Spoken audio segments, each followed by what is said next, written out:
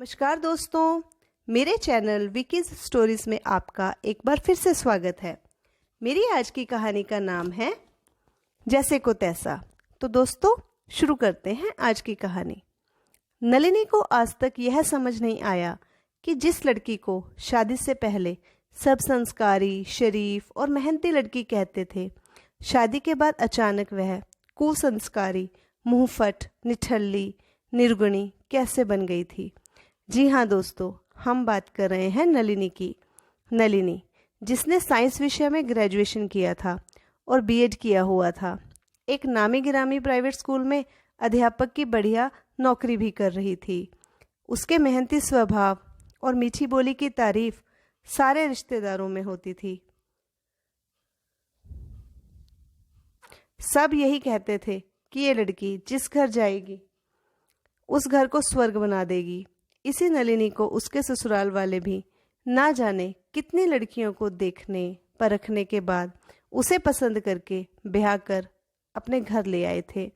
परंतु अब उन्हें नलिनी सुस्त, कुसंस्कारी, यहाँ तक कि सारा दिन ताने सुनकर पलट के कोई जवाब ना देने के बाद भी मुंह फट बहू लगती थी। 5 साल हो गए थे नलिनी की शादी को। आंखों में ढेरों सपने लिए नलिनी ने अपने ससुराल में कदम रखा था, पर उसे अगले दिन ही सच्चाई का धरातल दिख गया था जब उसने सास को रिश्तेदारों से कहते सुना था कि गरीब घर की लड़की मत्थे मर दी गई हमारे, तो हमारा बेटा विवेक भी ना बस इसकी मोहिनी सूरत पर गिर गया। ना तो ढंग की खातिरदारी हुई हमारी और ना ही ढंग का दान दहेज मिला। गहने भी देखो कितने हल्के बनवाए हैं इसके माँ बाप ने। इसके ऊपर ननद ने भी आग में घी डालने का काम करते हुए कहा, भाई कहाँ हमारा इनकम टैक्स ऑफिसर। उसे तो अच्छे अच्छे घरों के रिश्ते आ रहे थे। शायद इसके घर वालों ने कुछ जादू टोना करके पापा और भाई का दिमाग वश में कर लिया था। सास ननद की बातें पिघले शीशे की तरह नलिनी के कानों में पड़ रही थी, पर मन में एक विश्वास था कि मैं अपने प्रेम और समर्पण से इन सब का मन जीत ही लूँगी। बस अगले दिन से ही नलिनी ने घर की सारी जिम्मेदारी अपने सर पर उठा ली थी। सुबह 5 बजे उठकर साफ सफाई करके नहा धोकर चाय का पहला कप सासू माँ को पकड़ाती। अपने पति, सास ससुर, ननद, इन सब चारों लोगों के लिए उनकी पसंद का अलग अलग तरह का नाश्ता व खाना बनाना, फिर बर्तन, कपड़े और घर के सारे काम मशीन की तरह निपटाना।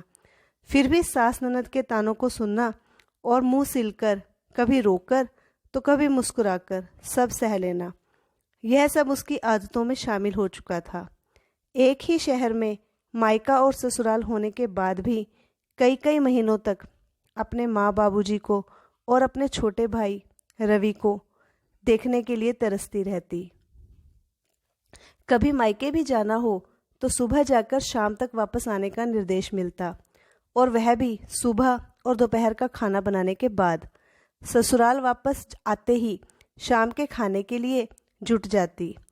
इन 5 सालों में वह एक प्यारी सी बिटिया की माँ भी बन गई थी। बेटी की माँ होने की सज़ा भी मिल रही थी, तानों के तोहफे के रूप में। ससुराल में पति विवेक का साथ किसी नखलिस्तान से कम नहीं था, जो उसे खूब प्यार दुलार देता, लेकिन सिर्फ बंद कमरे में। माँ बाप, बहन के आगे तो उसने नलिनी के पक्ष में कभी एक शब्द नहीं बोला, चाहे शादी के बाद नलिनी की नौकरी छोड़ने का मुद्दा हो या बिटिया होने पर घर वालों का दुर्व्यवहार हो।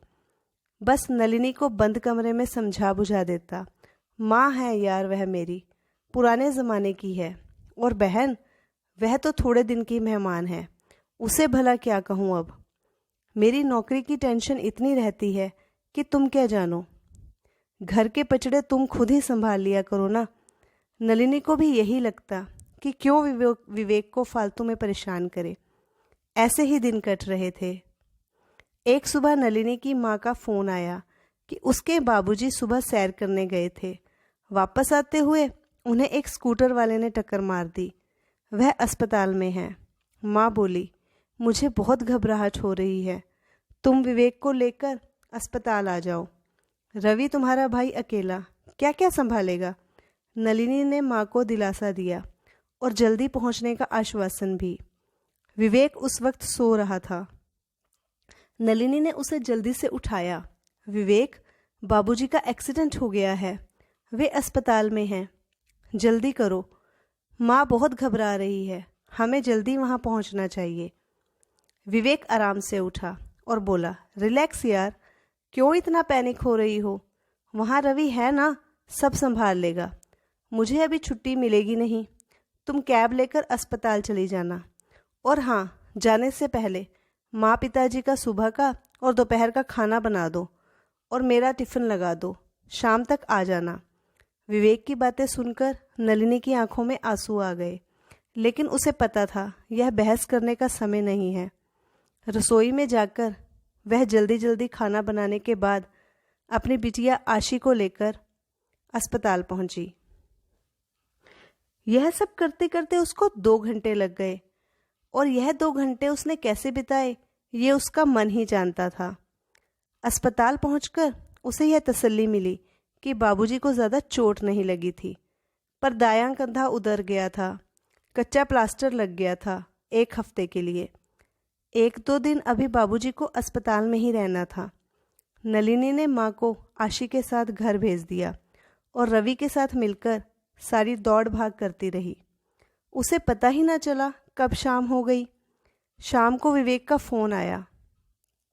नलिनी, तुम घर नहीं आई अभी तक? नलिनी ने उसे बाबूजी की तबीयत के बारे में बताया और कहा, विवेक, मैं सोच रही हूँ कुछ दिन यहाँ रह लूँ, माँ बाबूजी की मदद हो जाएगी। माँ अकेली क्या क्या संभालेगी? नलिनी के इतना कहते ही विवेक भड़क गया। हाँ, करो अपने मायके में मशरगश्ती, तुम्हें मेरे माता पिता की क्या परवाह है? वह यहाँ बेचारे खुद पकाएं और खाएं, तुम रहो आराम से अपने मायके में। अभी के अभी निकलो घर के लिए, नहीं तो फिर वहीं रहना अपने मायके में। इतना बोलकर विवेक ने फ़ोन काट दिया। विवेक का यह रूप नलिनी ने पहली बार देखा था। तो दोस्तों, ये था मेरी कहानी जैसे को तैसा का पहला भाग। इस कहानी का दूसरा भाग मैं जल्द ही लेकर आऊँगी। यदि आपको मेरी कहानी अच्छी लगी हो तो इसे लाइक व शेयर ज़रूर करें और मेरे चैनल विकीज़ स्टोरीज़ को सब्सक्राइब करें। धन्यवाद।